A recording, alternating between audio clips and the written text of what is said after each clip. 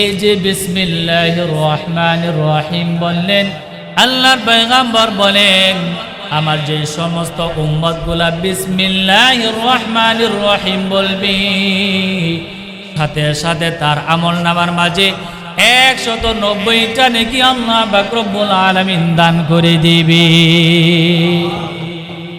একটু সময় আপনি শুধু ব্যয় করলেন বিসমিল্লাহির রহমানির রহিম, সাথে সাথে আল্লাহ পাক রব্বুল আলামিন আপনার আমার আমলনামার মাঝে আল্লাহ পাক রব্বুল আলামিন 190টা নেকি আল্লাহ পাক রব্বুল আলামিন দান করে দিবেন। প্রত্যেক কাজের শুরুতে বিসমিল্লাহ বলার দরকার আছে না নাই? সহজ না কঠিন? আরো জোরে বলেন, সহজ না কঠিন? আল্লাহর পয়গম্বর বলেন আল্লাহ পাক রব্বুল আলামিন যে জাহান্নাম বানিয়েছেন, জাহান্নাম পাহারা দেওয়ার জন্য আল্লাহ পাক রব্বুল আলামিন 19 জন ফেরেশতা আল্লাহ পাক রব্বুল আলামিন জাহান্নামের মাঝে নিযুক্ত করে দিয়েছে। আল্লাহ পাক রব্বুল আলামিন যে জাহান্নাম বানিয়েছেন, কোন স্থান? জাহান্নাম নাম কি? আরামের জায়গা না আযাবের জায়গা? আরামের না আযাবের? জোরে বলেন, আযাবের জায়গা। আল্লাহর পয়গম্বর বলেন জাহান্নাম এমন এক জিনিস যে জাহান্নামের ভিতরে সুখ শান্তি বলতে কিছু, দুনিয়ার এই আগুন থেকে আরো 69 গুণ তাপমাত্রা বেশি থাকবে জাহান্নামের।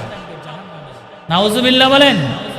এই জাহান্নাম পাহারা দেওয়ার জন্য আল্লাহ পাক রব্বুল আলামিন 19 জন ফেরেশতা আল্লাহ পাক রব্বুল আলামিন জাহান্নামে নিযুক্ত করে দিয়েছে। কয়জন ফেরেশতা? আল্লাহর পয়গম্বর বলেন জাহান্নাম পাহারা দেওয়ার জন্য আল্লাহ পাক রব্বুল আলামিন 19 জন ফেরেশতা নিযুক্ত করে দিয়েছে। আল্লাহর পয়গম্বর বলেন আমার যে সমস্ত উম্মতগুলা সদা সর্বদা কাজ করার আগে বিসমিল্লাহির রহমানির রহিম বলবি, কাল হাসর ময়দানে জাহান্নামের এই 19 জন ফেরেশতা দেখে তাকে আল্লাহ পাক রব্বুল আলামিন হেফাজতে রাখবে। কেউ যদি শুধু বলে যে বিসমিল্লাহির রহমানির রহিম, প্রত্যেক কাজের শুরুতে যদি আপনি বিসমিল্লাহটা বলতে পারেন, আল্লাহর পয়গম্বর বলেন এই 19 হরফের বরকতে আল্লাহ পাক রব্বুল আলামিন কাল হাসর ময়দানে তোমাকে জাহান্নামের 19 জন ফেরেশতা থেকে হেফাজতে রাখবে। এজন্য বিসমিল্লাহ বলার দরকার আছে না নাই? আরো জোরে বলেন, বিসমিল্লাহ বলার দরকার আছে না নাই? কাজ করতেছেন বিসমিল্লাহ বলবেন, ঘরের দরজা খুলতেছেন বিসমিল্লাহ বলবেন, জানালা আপনি বন্ধ করতেছেন বিসমিল্লাহ বলবেন। রাসূল সাল্লাল্লাহু আলাইহি ওয়াসাল্লাম বলতেছেন হে আমার উম্মতের দলেরা, যখন সন্ধ্যা হয়ে যায়, কি হয়ে যায়? আরো জোরে বলেন, কি হয়ে যায়? যখন সন্ধ্যা হয়ে যায়, সন্ধ্যা হয়ে যাওয়ার পরে তোমরা বিসমিল্লাহ বলে তোমাদের ঘরের দরজাগুলোকে তোমরা বন্ধ করো। কি করে দিবে? বিসমিল্লাহ বলে তোমাদের ঘরের দরজাগুলোকে তোমরা বন্ধ করে দিবে। কিসের জন্য বন্ধ করে দিবে? তোমাদের ঘরের দরজাগুলোকে যদি তোমরা বিসমিল্লাহ বলে বন্ধ করে দাও, তাহলে তোমাদের এই ঘরের ভিতরে কোনো সময় শয়তান প্রবেশ করতে পারে। ومن يطع الله والرسول فأولئك مع الذين أنعم الله। আমার আল্লাহ পাক রব্বুল আলামিন বলেন আমার যে সমস্ত বান্দা বান্দি আমি আল্লাহ পাক রব্বুল আলামিনের অনুসরণ করবি এবং আমার হাবিব জনাবে মুহাম্মদুর রাসূলুল্লাহ সাল্লাল্লাহু আলাইহি ওয়াসাল্লামের অনুসরণ করবি, কাল হাসরের ময়দানে তাদের সাথে তার সাক্ষাৎ হয়ে যাইবে। জোরে বলে সুবহানাল্লাহ। কাল হাসরের ময়দানে তাদের হাসর নাসর নবীদের সাথে হবে এবং আমি আল্লাহ পাক রব্বুল আলামিন যে সমস্ত বান্দা বান্দির উপরে অনুগ্রহ করেছি তাদের সাথে তার হাসর হয়ে যাইবে। জোরে বলি সুবহানাল্লাহ। আল্লাহ পাক রব্বুল আলামিন অনুগ্রহ কার উপরে করেছেন? আল্লাহ পাক রব্বুল আলামিন বলেন আলাইহিম মিনান নাবিয়্যিন والصديقين والشهداء والصالحين। আমার আল্লাহ পাক রব্বুল আলামিন বলেন নবীদের উপরে আমি আল্লাহ পাক রব্বুল আলামিন অনুগ্রহ করেছি, সিদ্দিক যারা আছেন তাদের উপরে আমি আল্লাহ পাক রব্বুল আলামিন অনুগ্রহ করেছি। ওয়াসশুহাদা, শহীদদের উপরে আমি আল্লাহ পাক রব্বুল আলামিন অনুগ্রহ করেছি। ওয়াসসালিহিন, এবং সালেহ বান্দা যারা, সৎকর্মশীল যারা, তাদের উপরে আমি আল্লাহ পাক রব্বুল আলামিন অনুগ্রহ করেছি। ওয়াহাসুনা উলাইকা রাফিকা, এবং কাল হাসরের ময়দানে এই সমস্ত সাথী হবে তোমাদের জন্য উত্তম। জোরে বলি সুবহানাল্লাহ। মুসলমান ভাইরা আমার, আল্লাহ পাক রব্বুল আলামিন এতে বলেছেন যদি আল্লাহ এবং আল্লাহর রাসূলের অনুসরণ করা হয়, কার অনুসরণ? যদি আল্লাহ এবং আল্লাহর রাসূলের অনুসরণ করা হয়, আল্লাহ পাক রব্বুল আলামিন বলেন যারা আল্লাহ এবং আল্লাহর রাসূলের অনুসরণ করবে আমি আল্লাহ পাক রব্বুল আলামিন নবীর সাথে তার হাসর করাবো। জোরে বলি সুবহানাল্লাহ। আপনাদের কাছে আমার প্রশ্ন হলো, কাল হাসরের ময়দানে নবীজির সাথে থাকতে চাই কি চাই না? আরো জোরে বলেন, চাই কি চাই না? আমার আপনার হাসর যদি নবীজির সাথে, সিদ্দিকদের সাথে, শহীদদের সাথে, সৎকর্মশীলদের সাথে যদি হাসর নাসর হয়ে যায়, তাহলে আমাদের থেকে সৌভাগ্যবান আর কেউ হবে না। জোরে বলি ঠিক কিনা? এই জন্য আল্লাহ তাআলা বলেন আমি আল্লাহ পাক রব্বুল আলামিনের অনুসরণ করবা, আমার হাবিবের অনুসরণ করবা, কাল হাসর ময়দানে তাদের সাথে তোমার হাসর হয়ে যাইবে। জোরে বলি সুবহানাল্লাহ। দুনিয়ার বুকে বহুত মানুষ আছে নেতার অনুসরণ করে, পিতার অনুসরণ করে, বড় লোকের অনুসরণ করে, করে কি করে না? জোরে বলেন। আল্লাহ পাক রব্বুল আলামিন বলেন ও আমার বান্দা বান্দির দল, কোন নেতার অনুসরণ করা যাইবে না, বাবার অনুসরণ করা যাইবে না, কোন পীরের অনুসরণ করা যাইবে না। অনুসরণ করতে হবে একমাত্র আল্লাহ এবং আল্লাহর রাসূলের জড়িয়ে। বলি ঠিক কিনা? এক হাদিসের মাঝে আল্লাহর রাসূল সাল্লাল্লাহু আলাইহি ওয়াসাল্লাম বলেন আল মারউ মা মান আহবাবতা, দুনিয়ার বুকে যে যাকে যত বেশি ভালোবাসবে, দুনিয়ার বুকে যে যার অনুসরণ করবে, কাল হাসরের ময়দানে তার সাথে তার সাক্ষাৎ হয়ে যাইবে। জোরে বলে সুবহানাল্লাহ। আমি আপনি যদি আল্লাহ তাআলাকে, নবীজিকে বেশি ভালোবাসতে পারি, তাহলে নবীজির সাথে আমাদের হাসর নাসর হয়ে যাইবে। জোরে বলে সুবহানাল্লাহ। তাহলে নবীজির অনুসরণ করার দরকার আছে না নাই? আল্লাহ পাক রব্বুল আলামিন বলেন সর্বপ্রথম আমি আল্লাহ পাক রব্বুল আলামিনের অনুসরণ করতে হবে। দ্বিতীয় নম্বরে রাসূল সাল্লাল্লাহু আলাইহি ওয়াসাল্লামের কি করতে হবে? অনুসরণ করতে হবে। এই আয়াত নাজিল হওয়ার একটা প্রেক্ষাপট আছে, একটা কারণ আছে। কি আছে? কোরআনের মাঝে আল্লাহ পাক রব্বুল আলামিন যতগুলো আয়াত নাজিল করেছেন, এক একটা কারণে আল্লাহ পাক রব্বুল আলামিন কোরআনের আয়াত নাজিল করেছেন। জোরে বলি সুবহানাল্লাহ। সূরা নিসার 69 নাম্বার আয়াত আল্লাহ পাক রব্বুল আলামিন হযরত সাওবান রাদিয়াল্লাহু তাআলা আনহুর কারণে নাজিল করেছেন। জোরে বলি সুবহানাল্লাহ। সাহাবীর নাম হলো সাওবান। সাহাবীর নাম কি? সাহাবীর নাম হলো হযরত সাওবান রাদিয়াল্লাহু তাআলা আনহু। আল্লাহর রাসূল সাল্লাল্লাহু আলাইহি ওয়াসাল্লামের কাছে একবার গেলেন, ডাক দিয়া বলতেছেন ইয়া রাসূলুল্লাহ, আমি ব্যবসা বাণিজ্য করি, অনেক সময় বাড়িতে থাকি, যখন আপনার চেহারার কথা আমার মনে হয়ে যায়, আপনার কথা যখন আমার মনে হয়ে যায়, তখন আমার ভালো লাগে না। জোরে বলি সুবহানাল্লাহ। ভালো না লাগলে বাড়ি ঘরে কাজকর্ম ফেলে দিই, ব্যবসা বাণিজ্যর কাজকর্ম ফেলে দিই, আপনার দরবারে চলে আসি। আপনার নূরানি চেহারাটা দেখার সাথে সাথে আমার দিল আনন্দে উৎফুল্ল হয়ে যায়। ইয়া রাসূলুল্লাহ, আপনার নূরানি চেহারা না দেখলে আমার দিল শান্ত হয় না। ব্যবসা বাণিজ্য ফেলে, বাড়ি ঘরে কাজকর্ম ফেলে দিই, আপনার দরবারে চলে আসি, যেই না আপনার নুরানি চেহারাটা আমি দেখি, সাথে সাথে আমার দিলের ভিতরে যত ব্যথা আছে সমস্ত ব্যথাগুলা দূর হয়ে যায়। জোরে বলি সুবহানাল্লাহ। ইয়া রাসূলুল্লাহ, গতকালকে রাত্রে আমি যখন নাকি বিছানায় গেলাম ঘুমানোর জন্য, আমার দিলের ভিতরে বারবার একটা প্রশ্ন জাগ্রত হইতেছি। দুনিয়ার বুকে আমি আছি, আমার যখন ইচ্ছা হয় আপনাকে আমি এসে দেখতে পারি। দোকানপাটে যখন আমি থাকি, আপনার চেহারা দেখার সাথে সাথে ব্যবসা বাণিজ্যে ছেড়ে দিই, আপনার দরবারে চলে আসি। আপনার চেহারা দেখার সাথে সাথে আমার ভিতরে সমস্ত ব্যথাগুলা দূর হয়ে যায়। ইয়া রাসূলুল্লাহ, গতকালকে রাত্রে যখন আমি বিছানায় গেলাম ঘুমানোর জন্য, আমার জেহেনের মাঝে একটা প্রশ্ন জাগ্রত হলো, কাল হাসর ময়দানে আপনাকে আল্লাহ পাক রব্বুল আলামিন জান্নাতের আলা তবকার মাঝে আপনাকে থাকার জন্য আল্লাহ পাক রব্বুল আলামিন ব্যবস্থা করে দিবে। আমাকে তো মহান আল্লাহ পাক রব্বুল আলামিন নিম্ন পর্যায়ে জান্নাতে থাকার ব্যবস্থা করে দিবি।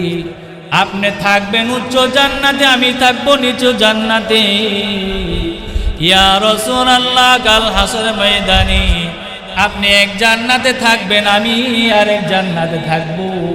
ওখানে যদি আপনাকে দেখতে চাই তাহলে আপনাকে কিভাবে দেখব? ওই জান্নাতের ভিতরে যদি আপনাকে না দেখি, ওই জান্নাতের ভিতরে আমি কিভাবে থাকব? দুনিয়াতে দেখতে ইচ্ছে হলে দৌড়ে এসে আপনাকে দেখতে পারি, কাল হাসর ময়দানে দেখতে ইচ্ছে যদি হয় আর আপনাকে যদি আমি না দেখতে পারি, ইয়া রাসূলুল্লাহ বলেন না আমি কিভাবে থাকব? আল্লাহর পয়গম্বর গো, এমন কিছু আমলের কথা আপনি বলে দিন যে আমল করলে পরে আল্লাহ পাক রব্বুল আলামিন কাল হাসর ময়দানে আপনাকে যে জান্নাতে থাকার ব্যবস্থা করে দিবে, আপনার সাথে আমাকেও যেন থাকার ব্যবস্থা করে দেয়। জোরে বলি সুবহানাল্লাহ। ইয়া রাসূলুল্লাহ, এমন কিছু আমলের কথা আপনি আমাকে বলে দিন। আল্লাহর পয়গম্বর চুপ হয়ে গেলেন। আল্লাহর রাসূল সাল্লাল্লাহু আলাইহি ওয়াসাল্লামের কাছে কোনো জবাব ছিল না। এই জন্য সাহাবান রাদিয়াল্লাহু তাআলা আনহুকে কোনো উত্তর দিতে পারতেছে না, কোনো আমলের কথা বলতে পারতেছে না। ঠিক সেই সময় জিবরাইল আলাইহিস সালামকে আল্লাহ পাক রব্বুল আলামিন এই আয়াত দিয়ে পাঠিয়ে দিলেন।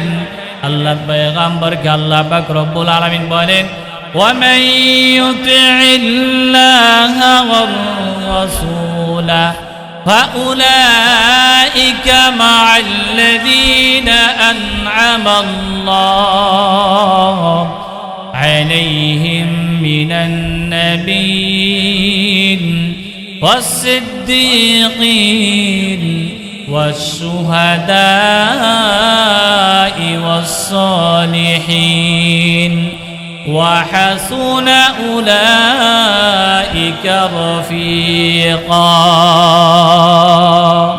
আমার আল্লাহ পাক রব্বুল আলামিন আপন দোস্তকে ডাক দিয়ে বলতেছেন, আমার হাবিব সাওবানকে বলে দিন, সাওবান যদি আমি আল্লাহ পাক রব্বুল আলামিনের অনুসরণ করতে পারি, আপনি হাবিবের অনুসরণ করতে পারে, তাহলে কাল হাসর ময়দানে আপনার সাথে তার হাসর হয়ে যাবে। জোরে বলি সুবহানাল্লাহ। কাল হাসর ময়দানে আপনাকে আমি মহান আল্লাহ পাক রব্বুল আলামিন যে জান্নাত দান করব, আপনার সাথে সাওবানকেও থাকার ব্যবস্থা করে দিব। জোরে বলি সুবহানাল্লাহ।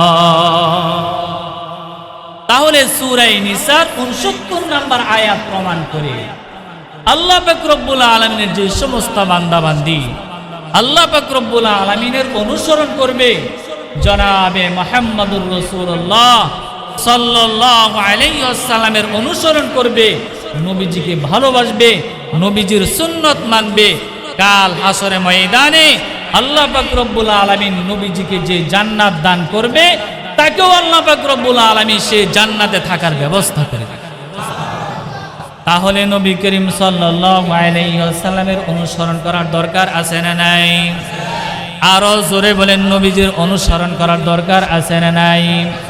নবীজির অনুসরণ করবেন কিভাবে, সেই কথাও রাসূলুল্লাহ সাল্লাল্লাহু আলাইহি ওয়াসাল্লাম বলে দিয়েছে। নবীজির অনুসরণ করব কিভাবে, কিভাবে নবীজির অনুসরণ করা হয়, সেই কথাও হাদিস শরীফের ভিতরে রাসূল সাল্লাল্লাহু আলাইহি ওয়াসাল্লাম স্পষ্টভাবে বর্ণনা করে দিয়েছেন। রাসূল সাল্লাল্লাহু আলাইহি ওয়াসাল্লাম বলেন, মান আহাব্বা সুন্নতি ফাকাদ আহাব্বানি ওয়া মান আহাব্বানি কানা মাই ফিল জান্নাহ। আল্লাহর পয়গম্বর বলেন, আমার যে সমস্ত উম্মত আমার সুন্নতের অনুসরণ করবে, সেজন্য আমি নবী রাসূলকে ভালোবাসলো। জোরে বলে সুবহানাল্লাহ। ওয়া মান আহাব্বানি কানা মাই ফিল জান্নাহ।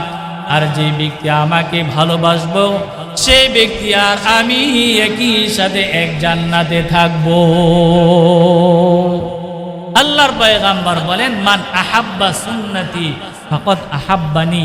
যে ব্যক্তি আমার সুন্নতের অনুসরণ করলো। কিসের অনুসরণ? আরো জোরে বলেন, কিসের অনুসরণ? নবীজি বলেন, যে ব্যক্তি আমার সুন্নতের অনুসরণ করলো, সে যেন আমি রাসূলকেই ভালোবাসি। সুবহানাল্লাহ বলেন। আর যে ব্যক্তি আমাকে ভালোবাসলো, কানা মাই ফিল জান্নাহ, সে আর আমি একসাথে এক জান্নাতে থাকব। সুবহানাল্লাহ বলেন। তাহলে কিসের অনুসরণ করতে হবে? আরো জোরে বলেন, কিসের অনুসরণ করতে হবে? নবীজির সুন্নতের অনুসরণ করতে হবে। মুসলমান ভাইয়েরা আমার, আমরা তো খালি মনে করি বছরে একবার রবিউল আউয়াল মাসে শুধু খিচুড়ি খেলেই নবীজির ভালোবাসা প্রকাশ পায়। এরকম করে কি করে না? সুন্নতের ধার ধারে না, সুন্নতের কাছে যাই না, নামাজ রোজার খবর নাই, দাড়ি রাখার খবর নাই, সুন্নতি লেবাস রাখার খবর নাই, কোনো কিছুর খবর নাই। খালি মনে করে যে বছরে একবার রবিউল আউয়াল মাসে 12 তারিখে শুধু একবার খালি শুধু খিচুড়ি খাওয়াইতেই পারলেই নবীজির মহাব্বত প্রকাশ পাওয়া যায়। এটা কি এরকম? আরো জোরে বলেন, এরকম জাসনে জুলুস, শুধু মিটিং মিছিল নবীজির জন্ম উপলক্ষে শুধু রাস্তাঘাটের মাঝে শুধু জাসনে জুলুস মিটিং বার করলেই বুঝি নবীজির ভালোবাসা প্রকাশ হয়। এটা কি এরকম না? রাসূল সাল্লাল্লাহু আলাইহি ওয়াসাল্লাম পরিষ্কার হাদিসের মাঝে বলেন, যে ব্যক্তি আমার সুন্নতের যত অনুসরণ করবে। কিসের অনুসরণ? আরো জোরে বলেন, কিসের অনুসরণ? নাকি শুধু খিচুড়ির অনুসরণ? সুন্নতের অনুসরণ। কিসের অনুসরণ?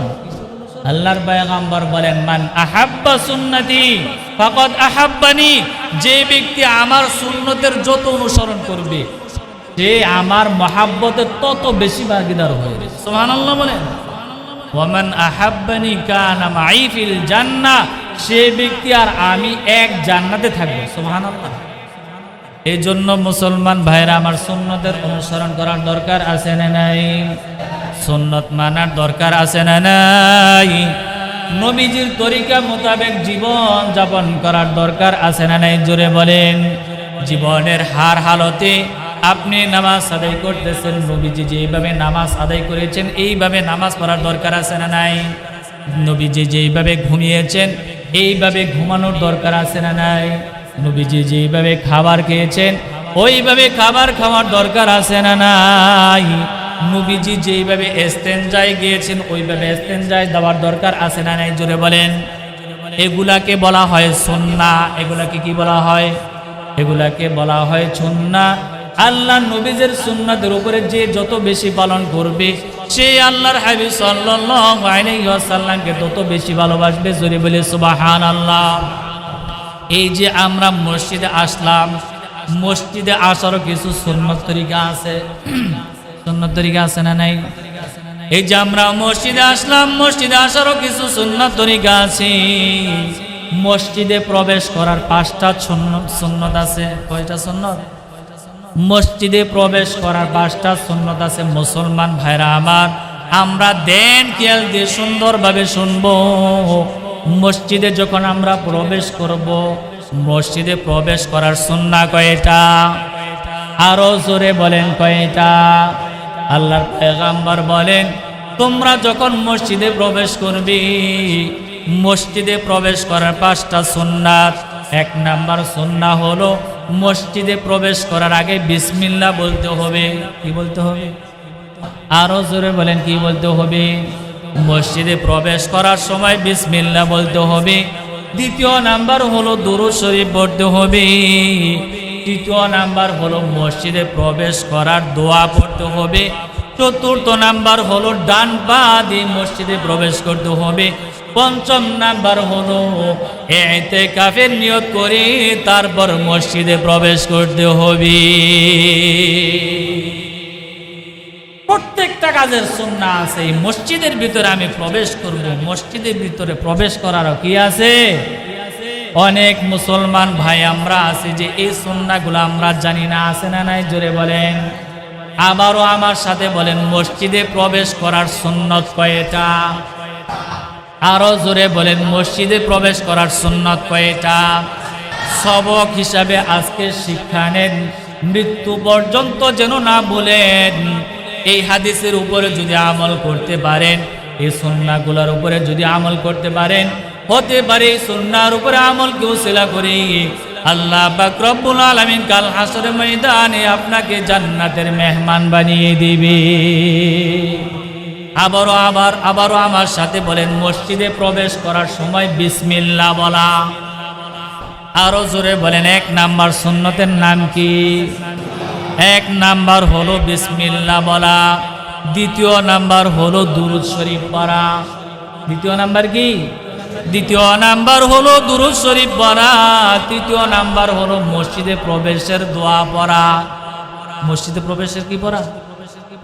তৃতীয় নাম্বার হলো মসজিদে প্রবেশের দোয়া পড়া। ও মুসলমান ভাইরা আমার, মসজিদে প্রবেশের দোয়াটা কি? জোরে বলেন। আল্লাহুম্মা আফতাহ লি আবওয়াবা রাহমাতিক। সবাই বলেন, আল্লাহুম্মা আফতাহ লি আবওয়াবা রাহমাতিক। মসজিদে প্রবেশের এই দোয়াটার অর্থ হলো, আল্লাহ আমার জন্য আপনার রহমতের দরজাগুলা খুলে দিন। জোরে বলি সুবহানাল্লাহ। মসজিদে যে প্রবেশ করি, আল্লাহুম্মা আফতাহ লি আবওয়াবা রাহমাতিক, এই দোয়ার অর্থ কি? আল্লাহ আমার জন্য তোমার রহমতের যতগুলা দরজা আছে সমস্ত দরজাগুলা খুলে দাও। সুবহানাল্লাহ। আল্লাহ পাক রব্বুল আলামিনের রহমতের দরকার আছে না নাই? ব্যবসার মাঝে বরকতের দরকার আছে না নাই?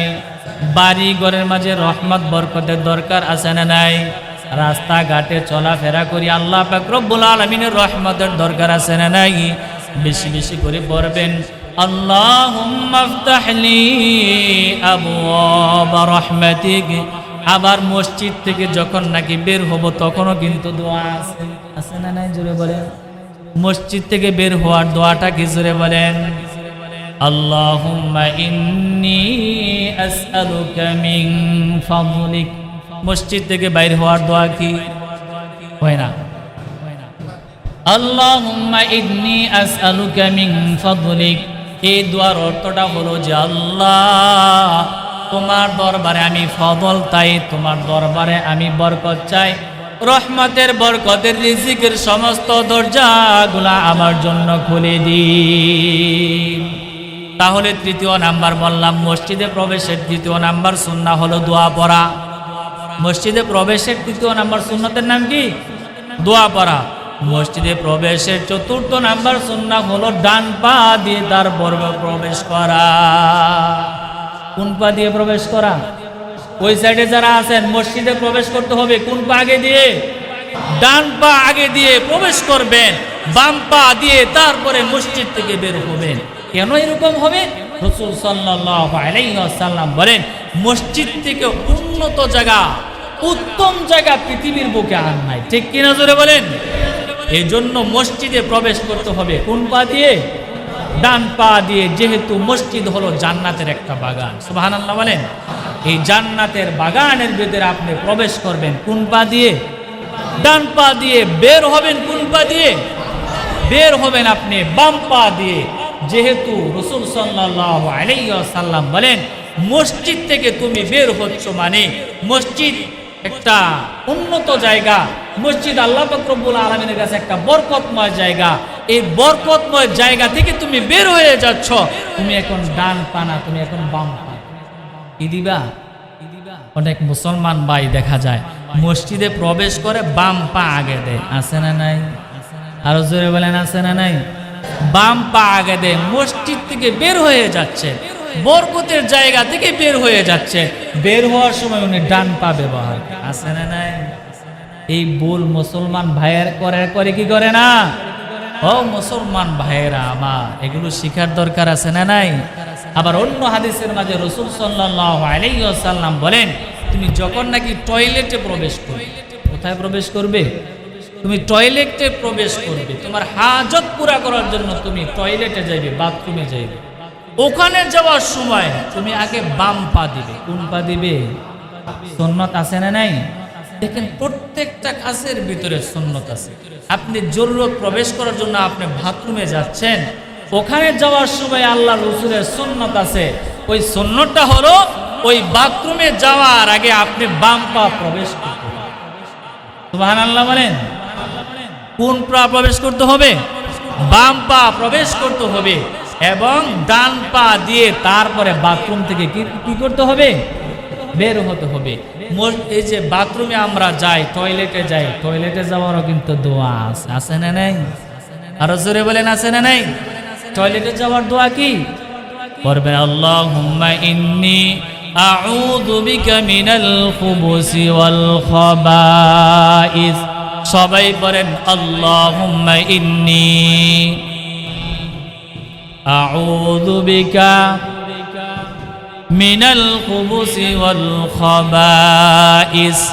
বাথরুমে যাওয়ার আগে এই দোয়াটা পড়বেন, তারপরে বাম পা দিয়ে আপনি বাথরুমে যাইবেন। জরুরত যখন শেষ হয়ে গেল, ডান পা দিয়ে তারপরে আপনি বাথরুম থেকে বের হবেন।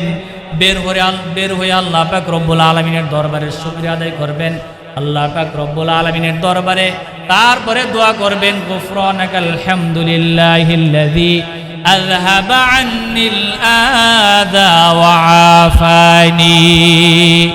ও মুসলমান ভাইরা আমার, প্রত্যেক কাজে দোয়া আছে না নাই?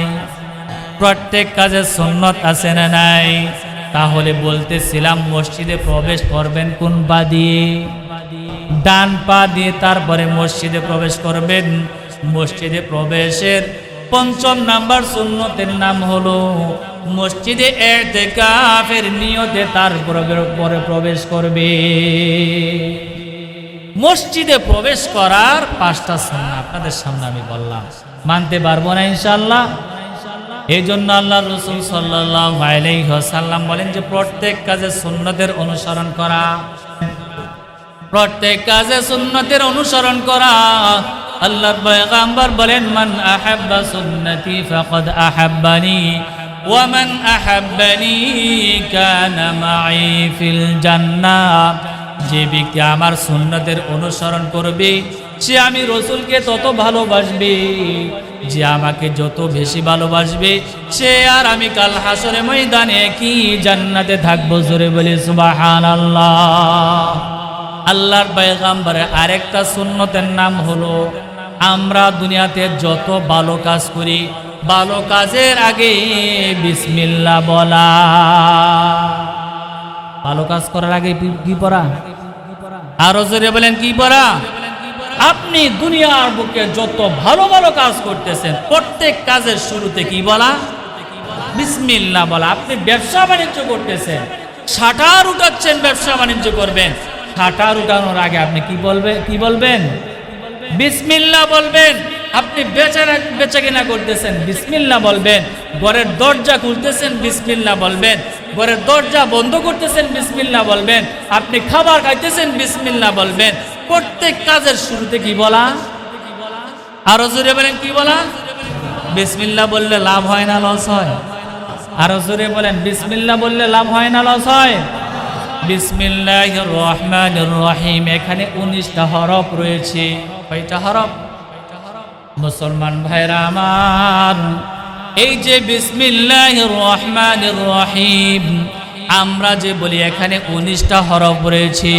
আল্লাহর পয়গম্বর বলেন এই বিসমিল্লাহ হলো কোরআনের আয়াত। যারা বিসমিল্লাহ বলবে শুধু এতটুক বলার কারণে তার আমল নামার মাঝে মহান আল্লাহ পাক রব্বুল আলামিন 190টা নেকি দান করে দিবে। শুধু কেউ যদি বলে বিসমিল্লাহির রহমানির রহিম, পড়েন সবাই।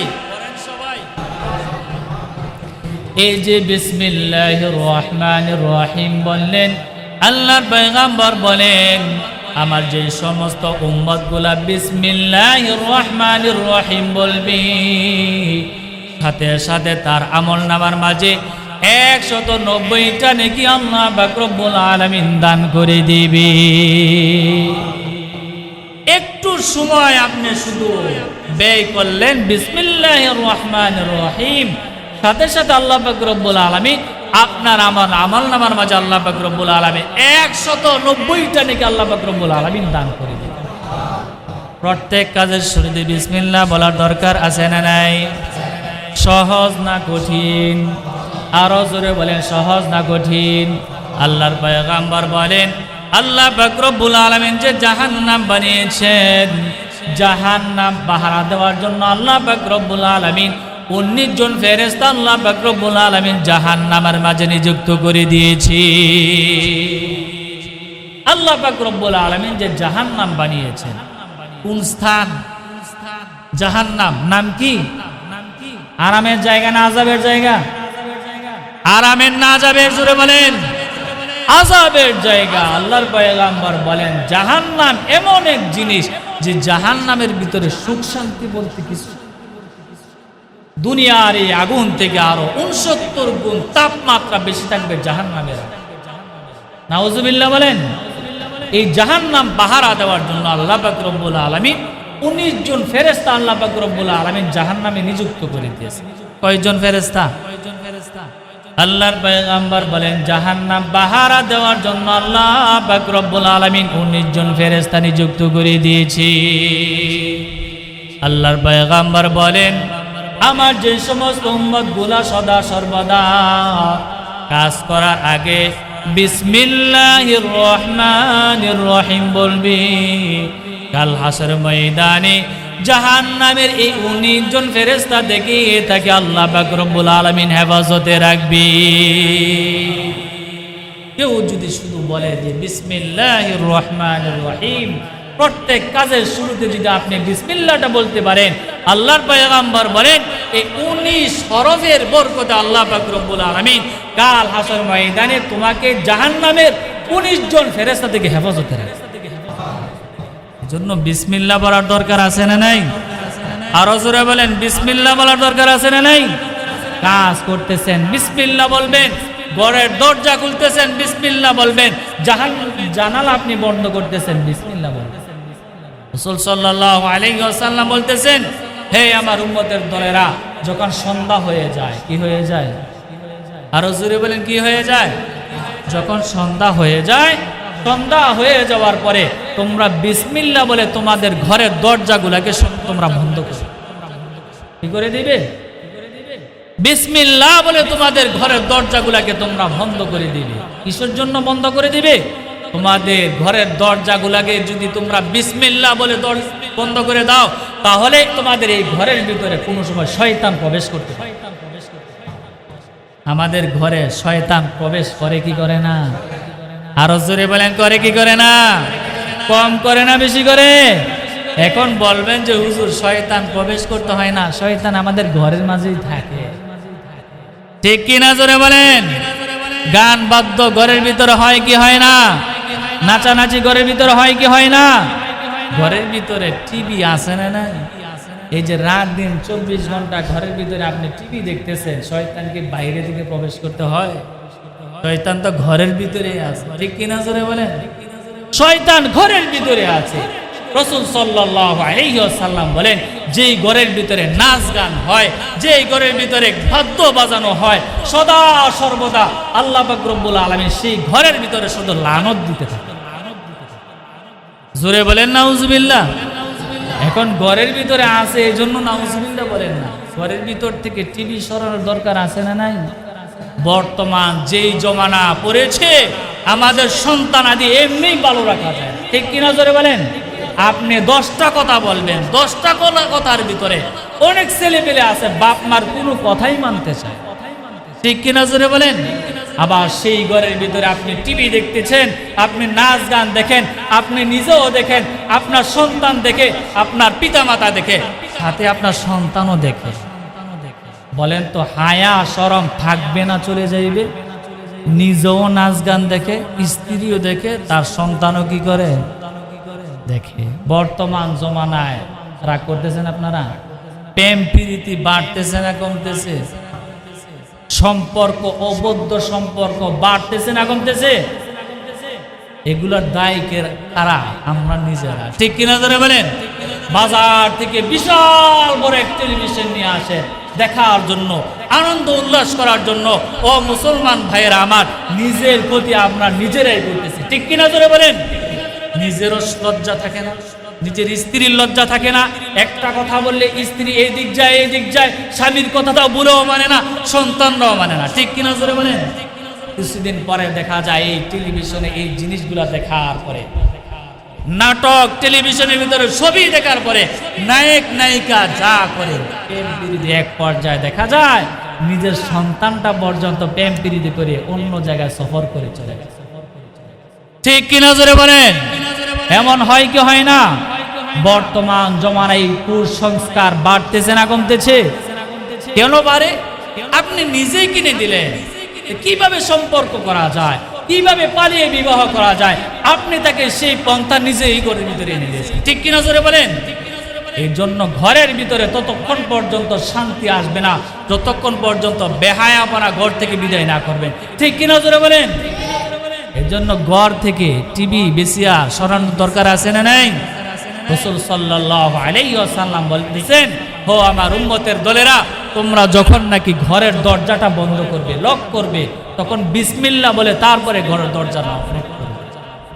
জানালা যখন বন্ধ করবে, বিসমিল্লাহ বলে জানালাটা সুন্দরভাবে বন্ধ করবে। যে ঘরের দরজা জানালা বিসমিল্লাহ বলে বন্ধ করা হয়, ওই ঘরের ভিতরে কোনো সময় শয়তান প্রবেশ করতে পারে না। সুবহানাল্লাহ বলেন। আল্লাহর পয়গম্বর আরো বলেন, তোমরা যখন নাকি ভাত, তরকারি ইত্যাদি ইত্যাদি রান্না করো, তোমাদের এই ঢাকনা, তোমাদের এই পাত্রগুলো তোমরা খোলাভাবে রাখবে। কিভাবে রাখবে না? অনেক সময় দেখা যায় খাবার খাওয়ার পরে ভাতের পাতিল, তরকারির পাতিল এইভাবে রাখা হয় যে পাতিলের উপরে কোনো ঢাকনা থাকে, তাই কি হয় না? এই দিক দিয়ে আপনি ঘুমাইতেছেন আর অন্য দিক দিয়ে আপনি তরকারি এবং ভাতের পাতিলটা এইভাবে রয়ে গেল যে উপরে কোনো ঢাকনা, তাই কি হয় না? আল্লাহর পয়গম্বর বলেন, যদি এইভাবে ঘুমিয়ে যাও, ভাতের পাতিলের উপরে, তরকারি পাতিলের উপরে যদি কোনো ঢাকনা না থাকে, সারা রাত্রে পাতিলের ভিতরে শয়তান মুখ দিতে। সকাল বেলায় দেখা যায় এই পাত্র থেকে তুমি খাবার খাও, এই পাত্র থেকে খাবার খাওয়ার পরে দেখা যায় অসুস্থতার কোনো শেষ নেই, হয় কি হয় না? আরো জোরে বলেন, হয় কি হয় না? এই খাবার খাওয়ার পরে নামাজ পড়ো, ইত্যাদি ইত্যাদি আমল করো, কোনো আমলের মাঝে কোনো মজাও পাওয়া যায় না, ঠিক কিনা জোরে বলেন। নামাজ পড়তে আসে, নামাজ পড়ার পরে মুসল্লিরা অনেকে আছে যে হুজুর ও বড় নামাজ পড়ে, এত বড় কেরাত পড়ে, নামাজ এখনো শেষ হয় না। নামাজে কি পায় না? একটা কথা বলে, নামাজে কি পায় না? নামাজে মজা পায় না। কেন মজা পায় না? দিলের ভিতরে শয়তান কি ঢুকে আছে। এরকম হয় কি হয় না? অনেক মুসলমান ভাইয়েরা আমার, মুসল্লি ভাইয়েরাও বলে, জুমার দিন সপ্তাহে একটা দিন জুমার নামাজ পড়ার জন্য আসে, শুধু ঘড়ির দিকে টাকায় টাকায় থাকে যে এত লম্বা চূড়া বয়ান ধরছে হুজুর, এখনো বয়ান শেষ করে না। কোন সময় বয়ান শেষ হবে, কোন সময় খুতবা শেষ হবে, কোন সময় নামাজ শেষ হবে, কোন সময় আমার কাজে যাই। দিলের ভিতরে ওয়াসওয়াসা হয় কি হয় না?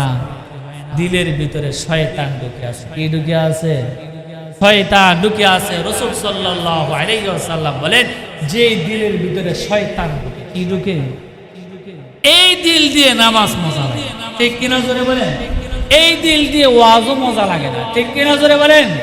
এই জন্য রাসূল সাল্লাল্লাহু আলাইহি ওয়াসাল্লাম বলেন, প্রত্যেক কাজের শুরুতে বিসমিল্লাহ বলা। কি বলা? প্রত্যেক কাজের শুরুতে বিসমিল্লাহ বলা। এই বিসমিল্লাহ রাসূল সাল্লাল্লাহু আলাইহি ওয়াসাল্লামের অন্যতম এক সুন্নাহ। এই সুন্নতের উপরে যারা অনুসরণ করবে, আগেই বলেছি শুধু বিসমিল্লাহির রহমানির রহিম যারা বলবে তাদের আমলনামার মাঝে আল্লাহ পাক রব্বুল আলামিন 190টা নেকি আল্লাহ পাক রব্বুল আলামিন দান করে দেন। রাসূল সাল্লাল্লাহু আলাইহি ওয়াসাল্লাম বলতেছেন, এই বিসমিল্লাহ যারা বলবে, যে কাজ তুমি শুরু করবে প্রত্যেক কাজের মাঝে আল্লাহ পাক রব্বুল আলামিন বরকত দান করেন। জোরে বলি সুবহানাল্লাহ। যে কোনো কাজ আপনি করবেন, যে জিনিসটা আপনি রাখবেন, যদি বিসমিল্লাহ বলে রাখেন, ধরেন কথার কথা আপনার টাকার একটা মানি ব্যাগ, কি ব্যাগ? আরো জোরে বলেন কি ব্যাগ? টাকার একটা মানি ব্যাগ আপনি বিসমিল্লাহ বলে এইভাবে রাখলেন, আল্লাহর পয়গম্বর বলেন আবার হাতে নেওয়ার আগ পর্যন্ত তোমার এই টাকার মানি ব্যাগটাকেও আল্লাহ পাক রব্বুল আলামিন হেফাজতে রাখেন। আল্লাহর এক বান্দি ছিল প্রত্যেক কাজে বিসমিল্লাহ বলতেন। কি বলতেন? আল্লাহর এক বান্দি ছিল যে প্রত্যেক কাজের শুরুতে বিসমিল্লাহ বলতেন। তো তার স্বামী এই বিসমিল্লাহ বলাটাকে কি করতো না, পছন্দ করতো না। স্বামী তিরস্কার করতো যে তুমি কি বলো, প্রত্যেক কাজে শুধু বিসমিল্লাহ বিসমিল্লাহ বলো, এই জিনিসটা আমার ভালো লাগে। স্ত্রী ডাক দেয়া বলতো যে প্রাণের স্বামী আমার, এই যে বিসমিল্লাহ আমি বলি প্রত্যেক কাজে বিসমিল্লাহর বরকত আল্লাহ পাক রব্বুল আলামিন দান করে দেয়। একদিন হঠাৎ করে এই মহিলার স্বামী টাকার একটা ব্যাগ, কিসের ব্যাগ? টাকার একটা ব্যাগ, টাকার একটা থলে এই মহিলার কাছে দিয়ে ডাক দেয়া বলে যে এটা তুমি রাখো। অনেক সময় আমরা বলি না, ব্যবসা বাণিজ্য শেষ করার পরে বাড়িতে গিয়ে আমাদের ওয়াইফকে, স্ত্রীকে ডাক দেওয়া বলে যে এই ব্যাগটা তুমি রাখো তো, বলি কি বলি না? তার স্বামী ঘরের ভিতরে প্রবেশ করে তার স্ত্রীকে ডাক দেওয়া বলে যে আমার এই থলেটা, আমার এই ব্যাগটা তুমি একটু রাখো।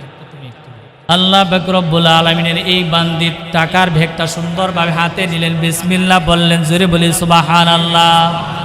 পরের এক জায়গার ভিতরে সুন্দরভাবে রাখলেন, রাখার সময় বললেন যে বিসমিল্লাহির রহমানির রহিম। স্বামী বেচারা তাকিয়ে তাকিয়ে আছে যে কোন জায়গার ভিতরে আমার এই টাকার ব্যাগটা রাখে। স্বামী দেখলেন সুন্দরভাবে এই জায়গার মাঝে টাকার ব্যাগটা রাখলেন। সুন্দরভাবে তার স্ত্রী যখন নাকি অন্যত্র চলে গেল, আল্লাহ তাআলার এই বান্দা, এই মহিলার স্বামী সুন্দরভাবে গিয়ে তার এই টাকার ব্যাগটাকে আবার নিজে হাতে নিলেন। এমন অবস্থায় হাতে নিলেন যে তার স্ত্রী দেখে নাই। তার স্ত্রী কি করে নাই? তার স্ত্রী দেখে নাই। স্বামী বেচারা সুন্দরভাবে টাকার ব্যাগটা এইভাবে হাতের মাঝে নিলেন, হাতের মাঝে নিয়ে বাহিরে চলে গেলেন। বাহিরে গিয়ে দূর দূরান্তের মাঝে একটা কূপের মাঝে সুন্দরভাবে ফেলে দিলেন। আর মনে মনে ভাবতেছে যে দেখি যে তার বিসমিল্লাহর পাওয়ার কত বেশি। তিরস্কার করে আর বলে যে আজকে দেখবো তার বিসমিল্লাহর পাওয়ার কত বেশি। নাউজুবিল্লাহ বলি। টাকার ব্যাগটা এই কূপের মাঝে ফেলে দিয়ে যখন বাড়ির দিকে চলে আসতেছেন আর মনে মনে ভাবতেছেন যে আজকে দেখবো যে তার বিসমিল্লাহর পাওয়ার কত বেশি। সে আমাকে আগে বলেছিল যে বিসমিল্লাহ বললে যে কোনো জিনিস রাখে ওই কাজ নাকি আল্লাহ পাক রব্বুল আলামিন বরকত দেয়, এবং ওই জিনিস নাকি আল্লাহ পাক রব্বুল আলামিন নিজে হেফাজতে রাখে।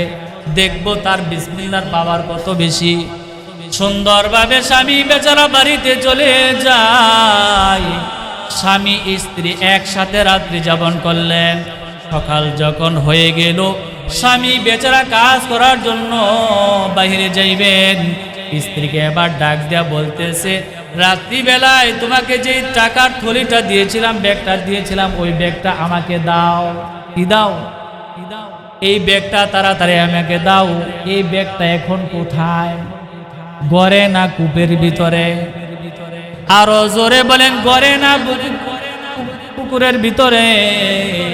স্বামী বেচারা রাত্রিবেলায় তো কূপের ভিতরে ব্যাগটা ফেলে দিয়েছিলেন।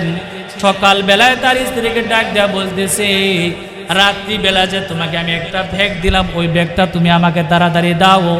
আল্লাহ তাআলার এই বান্দি রাত্রিবেলা যে জায়গায় ব্যাগটা রেখেছিলেন বিসমিল্লাহির রহমানির রহিম বলে এই জায়গার মাঝে হাতটা রাখলেন। আল্লাহ পাক রব্বুল আলামিন রহমতের ফেরেশতাকে ডাক দেয়া বলতেছে, ও আমার ফেরেশতারা, তার স্বামী যে ব্যাগটা কূপের মাঝে ফেলে দিয়েছিল, তাড়াতাড়ি ব্যাগটা ওই জায়গার মাঝে নিয়ে রেখে দাও। আমার এই বান্দি বিসমিল্লাহ বলে এই ব্যাগটা যদি না পায় তাহলে আমার বিসমিল্লাহর মূল্য থাকবে না, আমার বিসমিল্লাহর বরকত থাকবে না। তাড়াতাড়ি কূপের ভিতর থেকে ব্যাগটা নিয়ে ওই জায়গার মাঝে রেখে দাও। আল্লাহ তাআলা রহমতের ফেরেশতা কূপের ভিতর থেকে ব্যাগটাকে নিয়ে ওই জায়গার মাঝে রেখে দিলেন। আল্লাহ তাআলার এই বান্দি বিসমিল্লাহ বলে এখানে হাতটা বাড়াইলেন, বাড়ানোর সাথে সাথে টাকার ব্যাগটা তার হাতের মাঝে চলে আসে। ব্যাগটা সুন্দরভাবে বের করে বিসমিল্লাহ বলে আমার স্বামীকে ডাকটা বলতেছেন, নেন আপনার ব্যাগটা নেন। স্বামী বেচারা বড় আশ্চর্য হয়ে গেল, রাত্রিবেলায় তো এই ব্যাগটা নিয়ে কূপের মাঝে আমি ফেলে দিলাম, এই ব্যাগটা আবার এখানে কিভাবে চলে আসলো? স্বামী বেচারা ভুল ভাঙলো, আর স্ত্রীকে ডাক দেয়া বলতেছে, এই ব্যাগটা তো রাত্রিবেলায় আমি কূপের ভিতরে নিয়ে ফেলে দিয়েছি, তাহলে এই ব্যাগটা এখনো আসলো কোত্থেকে? আল্লাহ তাআলার এই বান্দি আমার তার স্বামীকে ডাক দেয়া বলতেছেন, ও আমার স্বামী, আল্লাহ তাআলার রহমত বরকত কত বেশি আপনি তো স্বচক্ষে দেখেছেন। এই জন্য প্রত্যেক কাজের শুরুতে আমি বিসমিল্লাহির রহমানির রহিম বলি। স্বামী বেচারা তখন ডাক দেয়া বলতেছে, হে প্রাণের স্ত্রী, এতদিন পর্যন্ত আমি তোমাকে ভুল বলতাম, তোমাকে তিরস্কার করতাম, যাও আমিও আমল করা শুরু করে দিলাম। প্রত্যেক কাজের শুরুতে ভবিষ্যতে আমিও বিসমিল্লাহ বলে শুরু করব। রাসূল সাল্লাল্লাহু আলাইহি ওয়াসাল্লামের এই সুন্নতের নাম হলো বিসমিল্লাহ বলা। কি বলা? ও মুসলমান ভাইরা আমার, আল্লাহর পয়গম্বরের বহুত সুন্নত রয়েছে। এই জন্য আমরা যে কোনো কাজ করব ওই কাজের শুরুতে বিসমিল্লাহ বলার দরকার আছে না নাই? জোরে বলেন। এখানে অনেক ব্যবসায়ী ভাই আছে যারা ব্যবসা বাণিজ্য করেন, আছে না নাই? যারা ব্যবসা বাণিজ্য করেন, ব্যবসা বাণিজ্য করতেছেন, প্রত্যেক কাজের শুরুতে বিসমিল্লাহ বলবেন। শাটার উঠাচ্ছেন বিসমিল্লাহ বলবেন, শাটার বন্ধ করতেছেন বিসমিল্লাহ বলবেন। আপনি ড্রয়ের থেকে টাকা নিতেছেন বিসমিল্লাহ বলবেন, ড্রয়ের বন্ধ করতেছেন টাকা রেখে বিসমিল্লাহ বলবেন। আপনি বাহিরে যাইতেছেন বিসমিল্লাহ বলবেন, প্রবেশ করতেছেন বিসমিল্লাহ বলবেন। পরিশেষে রাত্রিবেলায় আপনি বাড়িতে চলে আসবেন সব কিছু বন্ধ করে বিসমিল্লাহ বলে বন্ধ করবেন, আর ডাক দেয়া বলবেন যে আল্লাহ তোমার উপরে হাওলা করে গেলাম, আবার সকালে আসার আগ পর্যন্ত তুমি আমার ব্যবসাগুলোকে তুমি হেফাজতে রাখবি। হেফাজতে রাখার মালিক কে? আরো জোরে বলেন, মালিক কে? যাদেরকে পাহারা দেওয়ার জন্য আপনি রাখেন, তার উপরে যদি আস্থা রাখেন, কিছুদিন পরে দেখবেন যাকে পাহারা দেওয়ার জন্য রেখেছেন উনি নিজে একটা চোর। এমন হয় কি হয় না? জোরে বলেন। যাকে আপনি পাহারা দেওয়ার জন্য রাখলেন, কিছুদিন পরে দেখা যায় সে নিজেই চুরি। এমন হয় কি হয় না? টাকার লোভ মানুষ সামলাতে পারে না, ঠিক কিনা? জোরে বলেন। এই জন্য আল্লাহ পাক রব্বুল আলামিনের উপরে তাওয়াক্কুল করে বিশ্বাস করে সব জিনিস আপনি আল্লাহ পাক রব্বুল আলামিনের উপরে হাওলা করে দিবেন এবং বিসমিল্লাহ বলে সব কিছু শুরু করবেন। আল্লাহ পাক রব্বুল আলামিন বরকত করবেন, আল্লাহ পাক রব্বুল আলামিন হেফাজত করবেন। আল্লাহ পাক রব্বুল আলামিনের আমাদের সবাইকে যে কথাগুলো বললাম এই কথাগুলোর উপরে আমল করার মতো তৌফিক দান